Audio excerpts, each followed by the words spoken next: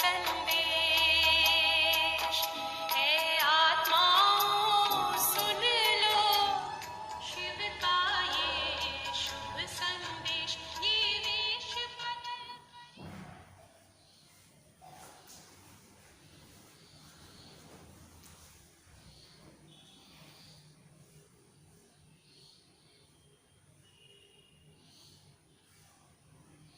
ओम शांति। आज हम बाबा की 30 तारीख के मधुर महावाक्य सुनेंगे।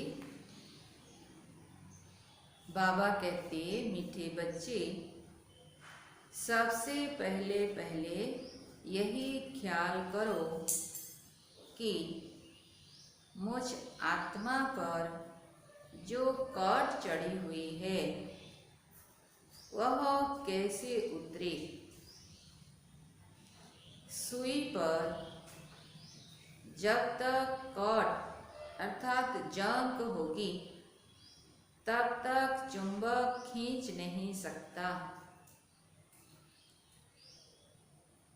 बाबा की महावाक्य है कि हमको सबसे पहले क्या ख्याल करना है कि मुझ आत्मा पर जो कट चढ़ी हुई है अर्थात अनेक जन्मों की जो विकार चढ़ी हुई है वह कैसे उतरे। सुई पर जब तक कट अर्थात जंग होगी तब तक चुंबक खींच नहीं सकता। उसी प्रकार बाबा कहती, हमारी आत्मा के ऊपर भी जब तक कोई न कोई विकार है तब तक परमात्मा जो चुंबक है खींच नहीं सकता है, अर्थात हमारा योग लगेगा नहीं। इसलिए योग अग्नि से अनेक जन्मों की जो विकार है हमारे अंदर उसको योग अग्नि से जलाना है। प्रश्न है, पुरुषोत्तम संगम युग पर तुम्हें पुरुषोत्तम बनने के लिए कौन सा पुरुषार्थ करना है। पुरुषोत्तम संगम युग पर तुम्हें पुरुषोत्तम बनने के लिए कौन सा पुरुषार्थ करना है। उत्तर बाबा कहती, कर्मातीत बनने का। कोई भी कर्म संबंधों की तरफ बुद्धि न जाए, अर्थात कर्म बंधन अपने तरफ न खींचे। कर्मातीत का अर्थ ही है कोई भी कर्म बंधन अपने तरफ न खींचे। सारा कनेक्शन एक बाप से रहे, कोई से भी दिल लगी हुई न हो, ऐसा पुरुषार्थ करो। झरमुई झकमुई में अपना टाइम वेस्ट मत करो। याद में रहने का अभ्यास करो। यह है आज की बाबा की मुरली का सार।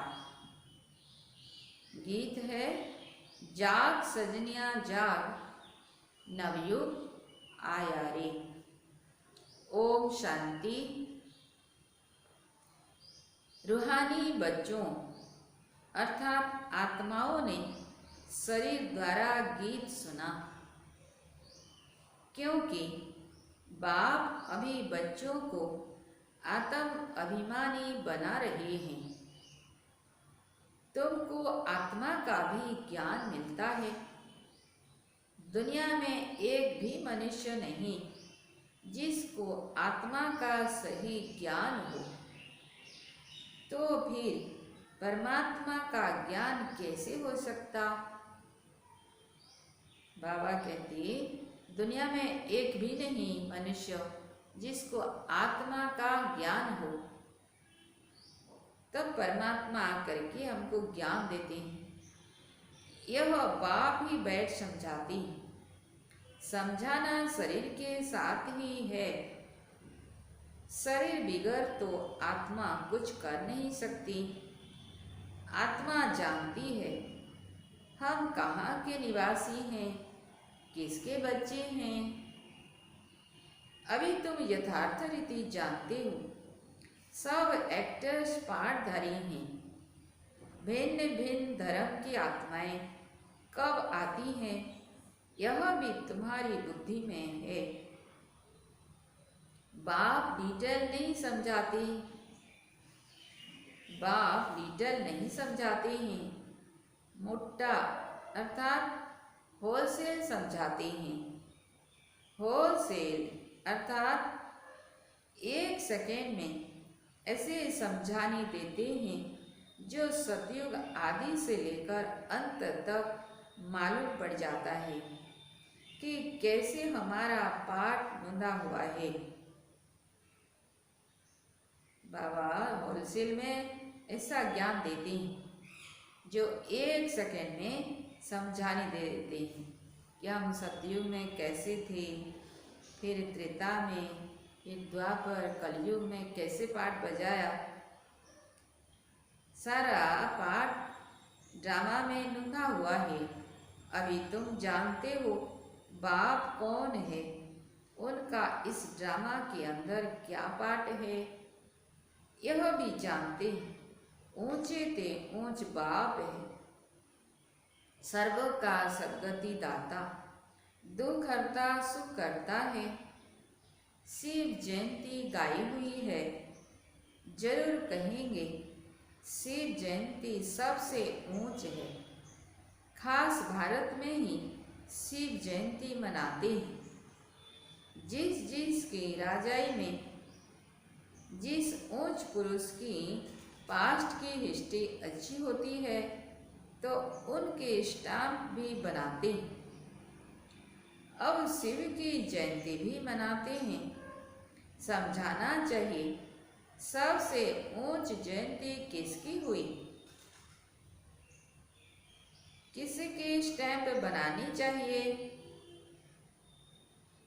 ये भी बाबा कहते विचार करना चाहिए कि सबसे ऊंचे ते ऊंच जयंती किसकी है, किसके स्टाम्प बनानी चाहिए।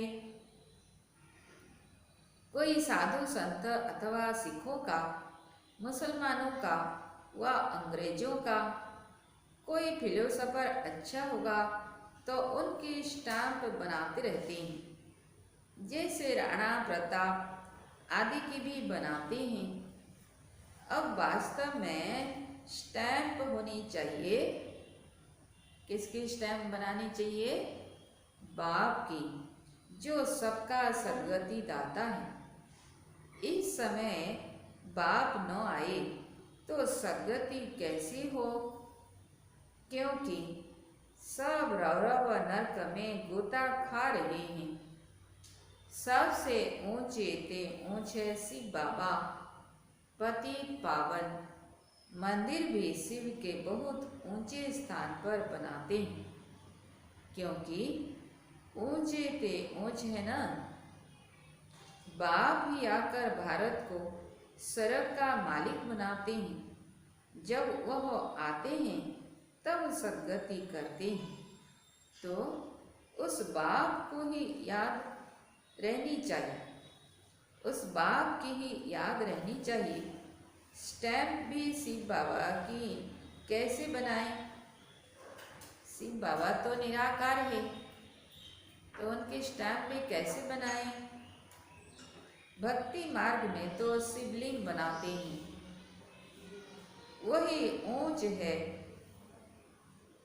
वही ऊंच से ऊंच आत्मा ठहरे। ऊंच से ऊंच मंदिर भी शिव का ही मानेंगे। सोमनाथ शिव का मंदिर है ना।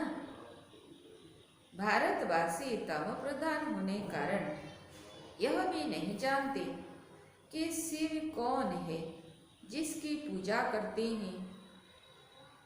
उसका ऑक्यूपेशन तो जानते नहीं। राणा प्रताप ने भी लड़ाई की, वह तो हिंसा हो गई।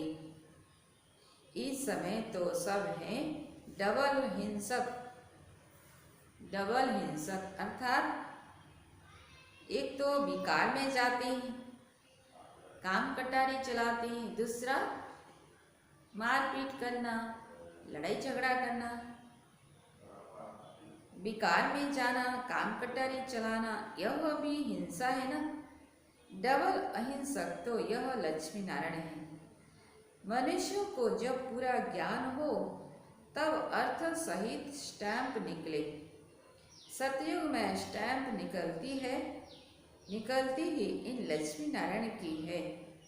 शिव बाबा का ज्ञान तो वहाँ रहता नहीं, तो जरूर ऊंच से ऊंच लक्ष्मी नारायण की ही स्टैंप लगती होगी। अभी भी भारत का वह स्टैंप होना चाहिए। बाबा कहते भारत में भी जो स्टैंप बनाते हैं लक्ष्मी नारायण का स्टैंप होना चाहिए। ऊंच से ऊंच है त्रिमूर्ति सेव, वह तो अविनाशी रहना चाहिए, क्योंकि भारत को अविनाशी राजगद्दी देते हैं। ऊंचे से ऊंच शिव बाबा त्रिमूर्ति शिव कहा जाता है, तो अविनाशी राजगद्दी भारत को ही देते हैं। परम पिता परमात्मा ही भारत को स्वर्ग बनाते हैं। तुम्हारे में भी बहुत हैं जो यह भूल जाते हैं कि बाबा हमको स्वर्ग का मालिक बनाते हैं। यह माया भुला देती है। बाप को न जानने के कारण भारतवासी कितनी भूलें करते आए हैं। शिव बाबा क्या है यह किसी को भी पता नहीं है। शिव जयंती का भी अर्थ नहीं समझते। यह नॉलेज सिवाय बाप के और कोई को नहीं है। तो बाबा कहते अभी तुम बच्चों को बाप समझाते हैं, तुम औरों पर भी रहम करो, अपने ऊपर भी आप ही रहम करो। टीचर पढ़ाते हैं, यह भी रहम करते हैं ना। यह भी कहते हैं मैं टीचर हूँ, तुमको पढ़ाता हूँ। वास्तव में इसका नाम पाठशाला भी नहीं कहेंगे, यह तो बहुत बड़ी यूनिवर्सिटी है ना। बाबा कहते हैं ये कोई पाठशाला नहीं, ये तो बहुत बड़ा यूनिवर्सिटी, क्योंकि सारे विश्व की आत्माएं यहाँ पढ़ते हैं। बाकी तो सब हैं झूठी नाम। वह कोई सारे यूनिवर्स के लिए कॉलेज तो है नहीं, तो यूनिवर्सिटी है ही एक बाप की जो सारे विश्व की सद्गति करते हैं। वास्तव में यूनिवर्सिटी यह एक ही है। इन द्वारा ही सब मुक्ति जीवन मुक्ति में जाते हैं, अर्थात शांति और सुख को प्राप्त करते हैं। यूनिवर्स तो यह हुआ ना। इसलिए बाबा कहते हैं डरो मत। यूनिवर्सिटी लिखने के लिए बाबा कहते डरो मत। यह तो समझाने की बातें हैं। ऐसे भी होता है, इमरजेंसी के टाइम में कोई किसी की सुनते भी नहीं है। प्रजा का प्रजा पर राज्य चलता है, और किसी धर्म में शुरू से राजा ही नहीं चलती, वह तो धर्म स्थापन करने आते हैं। फिर जब लाखों की अंदाज में हो तब राजा ही कर सके। बाबा कहते दूसरे धर्म वाले जब धर्म पिताएं आते हैं परम धाम से, उनके पीछे उनके सारे फॉलोअर्स आ जाते हैं, उनकी धर्म की आत्माएं आ जाती हैं। तो जब लाखों के अंदाज में हो जाते हैं तब उनकी राजाई चलती है। यहाँ तो बाप राजाई स्थापन कर रहे हैं यूनिवर्स के लिए। यह भी समझाने की बात है, दैवी राजधानी इस पुरुषोत्तम संगम युग पर स्थापन कर रहे हैं। बाबा ने समझाया है, कृष्ण नारायण राम आदि के काले चित्र भी तुम हाथ में उठाओ, फिर समझाओ। तो बाबा कहते हैं फिर समझाओ, कृष्ण को श्याम सुंदर क्यों कहते हैं? सुंदर था, फिर श्याम कैसे बनते हैं? भारत ही हेवन था, अब हेल है। हेल अर्थात काला, हेवन अर्थात गोरा। राम राज्य को दिन, रावण राज्य को रात कहा जाता है। तो तुम समझा सकते हो देवताओं को काला क्यों बनाया है ना? हम तो समझा सकते हैं ना, देवताओं को काला क्यों बनाया है? राम को, कृष्ण को, नारायण को, क्योंकि उनकी आत्मा सतयुग में गोरा थे, सुंदर थे, 16 कला संपूर्ण थे।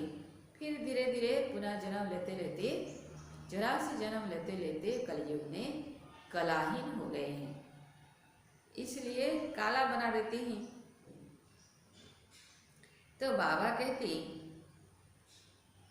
राम राज्य को दिन, रावण राज्य को रात कहा जाता है। तो तुम समझा सकते हो देवताओं को काला क्यों बनाया है? बाप बैठ समझाते हैं। तुम हो अभी पुरुषोत्तम संगम युग पर, वह नहीं है। तुम तो यहाँ बैठे हो ना, यहाँ तुम हो ही संगम युग पर पुरुषोत्तम बनने का पुरुषार्थ कर रहे हो। भिखारी पतित मनुष्यों से तुम्हारा कोई कनेक्शन ही नहीं है। हाँ, अभी कर्मातीत अवस्था नहीं हुई है, इसलिए कर्म संबंधों से भी दिल लग जाती है ना? बाबा कहती, अभी हमारी कर्मातीत अवस्था नहीं बनी है, इसलिए कर्म संबंधों से भी दिल लग जाती है। कर्मातीत बनना, उसके लिए चाहिए याद की यात्रा। बाप समझाते हैं, तुम आत्मा हो, तुम्हारा परमात्मा बाप के साथ कितना लव होना चाहिए। ओहो, बाबा हमको पढ़ाते हैं, वह उमंग कोई में रहता नहीं। बाबा कह रहे हैं कि स्वयं भगवान हमको पढ़ाते हैं, उसका उमंग, खुशी नहीं रहता है, क्योंकि इतना निश्चय नहीं। माया घड़ी घड़ी देह अभिमान में ला देती है, जबकि समझते हो शिव बाबा हम आत्माओं से बात कर रहे हैं, तो वह खुशी रहनी चाहिए ना। जिस सुई पर जरा भी जंक नहीं होगी, वह चुंबक के आगे तुम रखेंगे तो फट से चटक जाएंगी। थोड़ी भी कट होगी तो चटकेगी नहीं। उसी प्रकार बाबा कहते, हमारे अंदर भी थोड़ा सा भी कोई विकार रहा हुआ होगा तो शिव बाबा जो चुंबक है वह खींच नहीं सकता। जहाँ से नहीं होगी, फिर उस तरफ से चुंबक खींचेंगे। बच्चों में कशिश तब होगी जब याद की यात्रा पर होंगे, कट होगी तो खींच नहीं सकेंगे। हर एक समझ सकते हैं, हमारी सुई बिल्कुल पवित्र हो जाएगी तो कशिश भी होगी। हमारी सुई अर्थात हमारी आत्मा जब बिल्कुल पवित्र हो जाएगी तो कशिश भी होगी। कशिश नहीं होती है, इसलिए कट चढ़ी हुई है। क्योंकि कट चढ़ी हुई है, तुम बहुत याद में रहते हो तो विक्रम भस्म होते हैं। अच्छा, फिर अगर कोई पाप करते तो क्या होगा? वह 100 गुना दंड हो जाता है। कट चढ़ जाती है, याद नहीं कर सकते।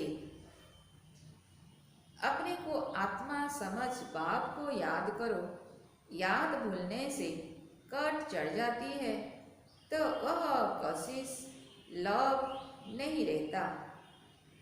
कट उतरी हुई होगी तो लव होगा, खुशी भी रहेगी, चेहरा खुशनुमा रहेगा। तुमको भविष्य में ऐसा बनना है। सर्विस नहीं करते तो बाबा कहते, पुरानी सड़ी हुई बातें करते रहते हैं। अर्थात पुराने सड़ी हुई बातें अर्थात जो बातों में कोई सार नहीं है, जो बात बीत गई है, ऐसे बातें करते रहते हैं। बाप से बुद्धि योग ही तुड़ा देते हैं। जो कुछ चमक थी वह भी गुम हो जाती है। बाप से जरा भी लव नहीं रहता। लव उनका रहेगा जो अच्छी रीति बाप को याद करते रहेंगे। बाप को भी उनसे कशिश होगी। यह बच्चा सर्विस भी अच्छी करता है और योग में रहता है तो बाप का प्यार उन पर रहता है, अपने ऊपर ध्यान रखते हैं। बाबा कहते बाप का प्यार भी किन बच्चों के ऊपर रहता है? जो बच्चा सर्विस भी अच्छा करता है और योग में भी रहता है, अपने ऊपर ध्यान रखते हैं। हमसे कोई पाप तो नहीं हुआ? बाबा कहते सारे दिन अपने ऊपर ऐसी ध्यान रखना है कि मेरे से कोई पाप तो नहीं हुआ। अगर याद नहीं करेंगे तो कॉट कैसे उतरेगी? बाप कहते हैं चाट रखो तो कॉट उतर जाएगी। तब प्रधान से सत प्रधान बनना है तो कॉट उतरनी चाहिए। उतरती भी है फिर चढ़ती भी है। ऐसा भी होता है। कभी बहुत जोर से बाबा को याद करते हैं तो कट उतर जाती है, फिर याद भूल जाते हैं तो फिर कट चढ़ जाती है। तो बाबा कहते 100 गुना दंड पड़ जाता है। बाप को याद नहीं करते हैं तो कुछ न कुछ पाप कर लेते हैं। ये बाबा कहते कि बाप को हम याद नहीं करते तो कुछ न कुछ पाप चढ़ जाते हैं। बाप कहते हैं कट उतरने बिगर तो मेरे पास आ नहीं सकेंगे, नहीं तो फिर सजा खानी पड़ेगी। मोचरा भी मिलता, पद भी भ्रष्ट हो जाता। मोचरा मने जूता मारो, मने मोचरा भी मिलता, सजा भी मिलता तो पद भी भ्रष्ट हो जाता। बाकी बाप से वर्षा क्या मिला? ऐसे कर्म नहीं करना चाहिए जो और ही कट चढ़ जाए। पहले तो अपनी कट उतारने का ख्याल रखो। ख्याल नहीं करते हैं तो फिर बाप समझेंगे इनकी तकदीर में नहीं है। क्वालिफिकेशन चाहिए, अच्छे कैरेक्टर्स चाहिए। लक्ष्मी नारायण के कैरेक्टर तो गाए हुए हैं। इस समय के मनुष्य उन्होंने आगे अपना कैरेक्टर वर्णन करते हैं। शिव बाबा को जानते ही नहीं। सदगति करने वाला तो वही है। सन्यासियों के पास जाते हैं परंतु सर्व का सदगति दाता है ही एक। बाप ही सड़क की स्थापना करते हैं, फिर तो नीचे ही उतरना है। बाप के सिवाय कोई पावन बना ना सके। मनुष्य खड्डे के अंदर जाकर बैठते हैं, इससे तो गंगा में जाकर बैठे तो साफ हो जाए। बाबा कहते मनुष्य क्या करते हैं? खड्डे के अंदर जाकर बैठते हैं। इससे तो अच्छा है कि गंगा में जाकर बैठे तो साफ हो जाए, क्योंकि पति पावनी गंगा कहते हैं ना। मनुष्य शांति चाहते हैं तो वह जब घर जाएंगे तब पाठ पूरा होगा। हम आत्माओं का घर है ही निर्वाण धाम। तो जब हम सब आत्माएं निर्वाण धाम में जाएंगे तब हमारा पाठ पूरा होगा। यह शांति कहाँ से आई? तपस्या करते हैं, वह भी कर्म करते हैं ना, करके शांत में बैठ जाएंगे। शिव बाबा को तो जानते ही नहीं, वह सब है भक्ति मार्ग। पुरुषोत्तम संगम युग एक ही है, जबकि बाप आते हैं। आत्मा स्वच्छ बन मुक्ति जीवन मुक्ति में चली जाती है। जो मेहनत करेंगे वह राज्य करेंगे। बाबा कहते हैं जो मेहनत करेंगे वह राज्य करेंगे, बाकी जो मेहनत नहीं करेंगे वह सजाएं खाएंगे।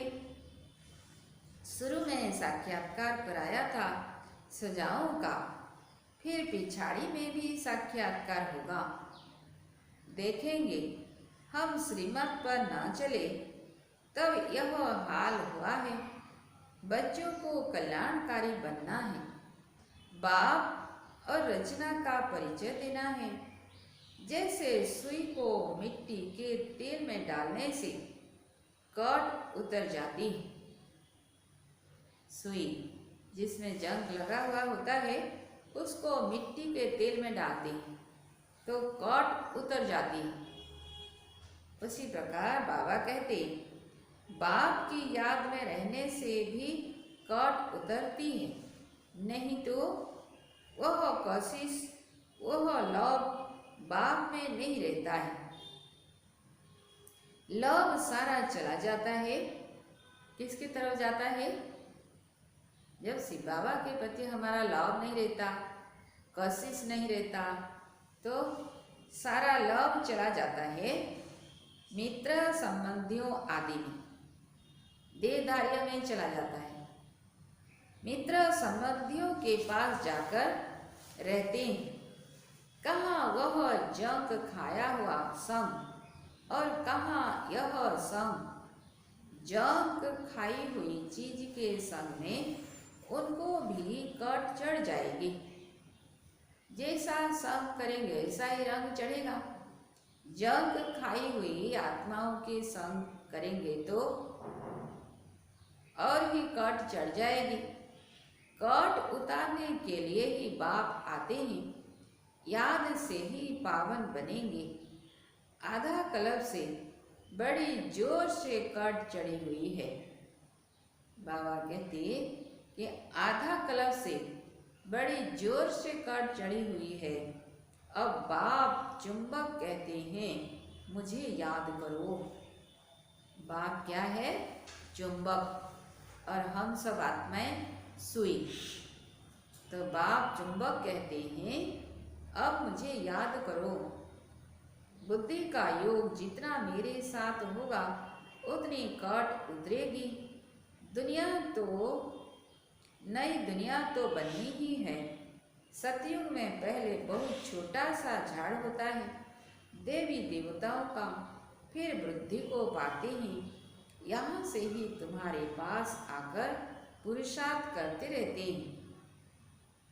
ऊपर से कोई नहीं आते, जैसे और धर्म वालों के ऊपर से आते हैं। यहाँ तुम्हारी राजधानी तैयार हो रही है। सारा मदार पढ़ाई पर है। बाप की श्रीमत पर चलने पर है। बाबा कहती सारा मदार किसके ऊपर? पढ़ाई के ऊपर। बाप की श्रीमत पर चलने पर है।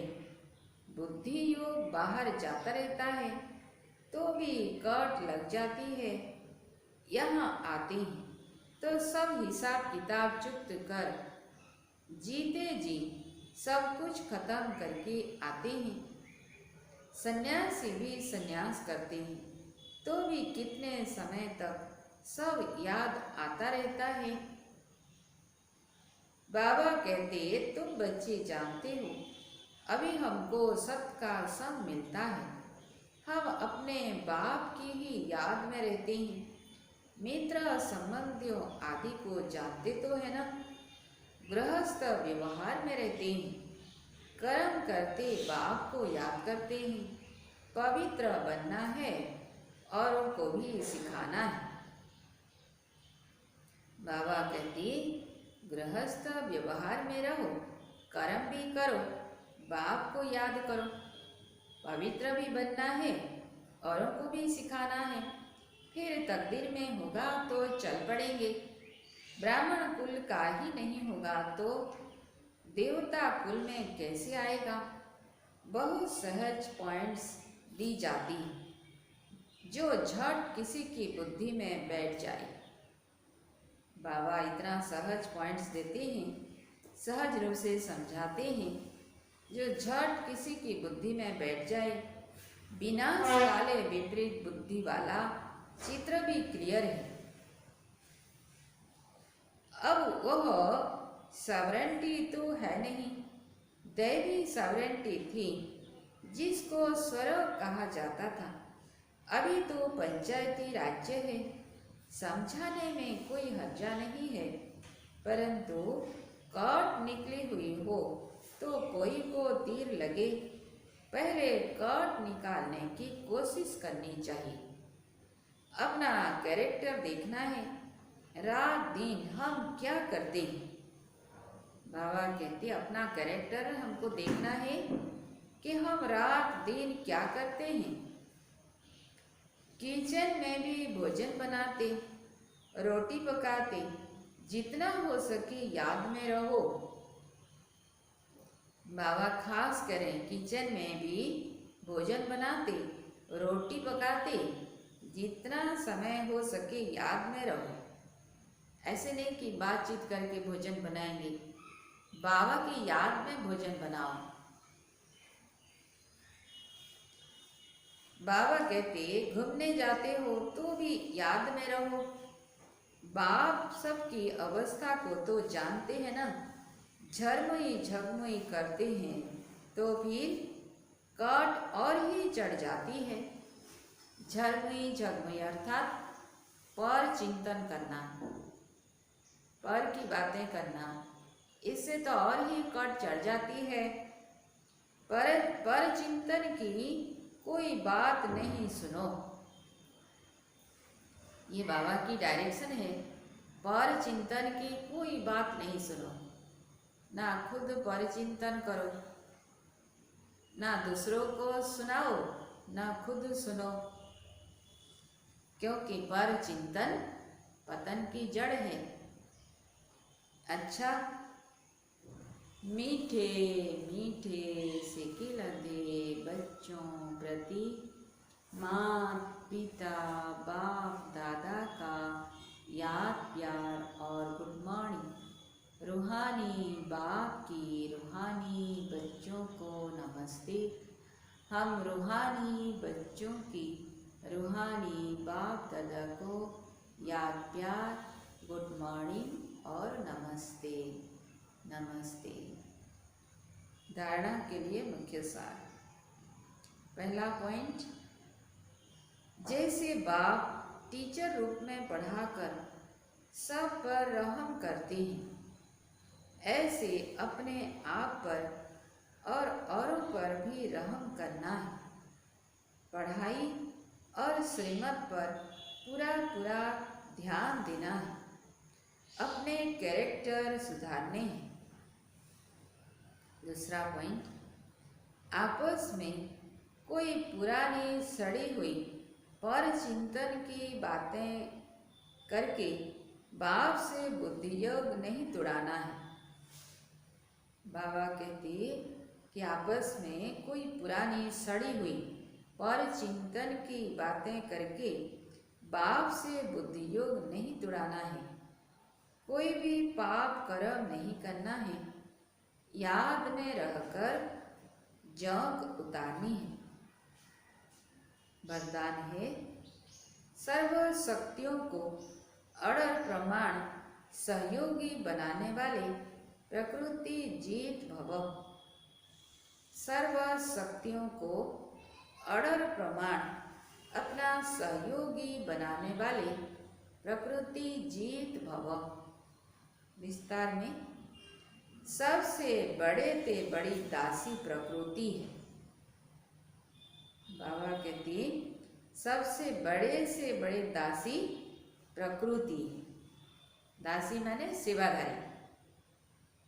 जो बच्चे प्रकृति जीत बनने का वरदान प्राप्त कर लेते हैं, उनके अड़र प्रमाण सर्व शक्तियाँ और प्रकृति रूपी दासी कार्य करती है। अर्थात समय पर सहयोग देती है।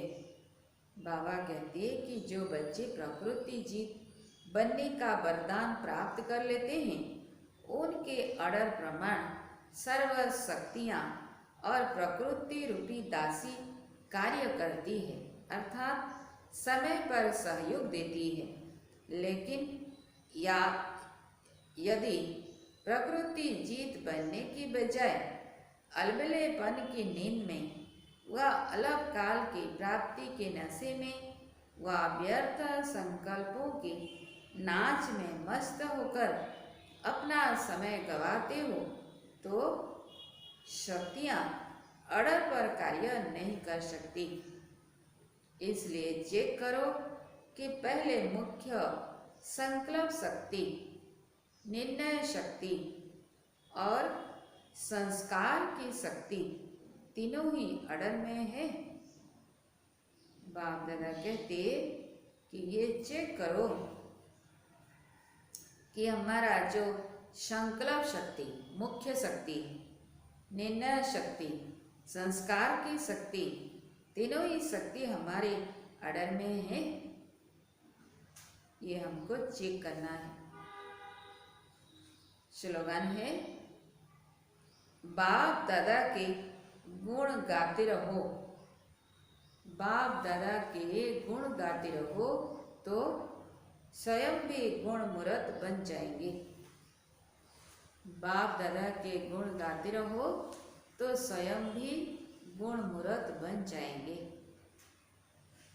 अच्छा, ओम शांति।